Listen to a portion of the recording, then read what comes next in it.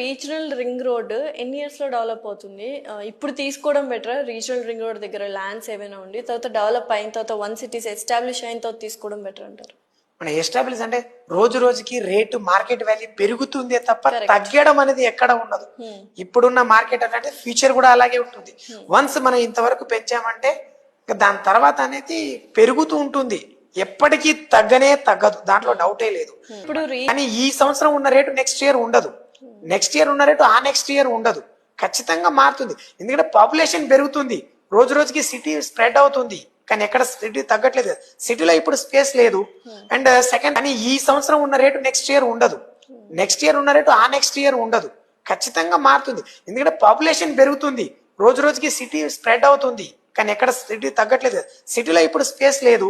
And second, కానీ ఈ చూడాల్సింది సిటీ డెవలప్మెంట్ అవ్వాలన్నా కూడా రోడ్ అనేది ప్రాపర్ గా ఉండాలి. సో మనం ఫస్ట్ ఆఫ్ ఆల్ ఇక్కడ డెవలప్ చేసేది రీజనల్ రింగ్ రోడ్. సో ఈ RRR అనేది ఎక్కడి నుంచి వెళ్ళినా కూడా అన్ని విధాలుగా రోడ్ సర్వీసెస్ ఉండాలి. ఎందుకంటే ఇప్పుడు ప్రతి ఒక్క goods and taxes, so main గా ఏంటంటే మనకి ఏదైనా కానీ సర్వీస్ అక్కడ వరకు రావాలి. కరెక్ట్.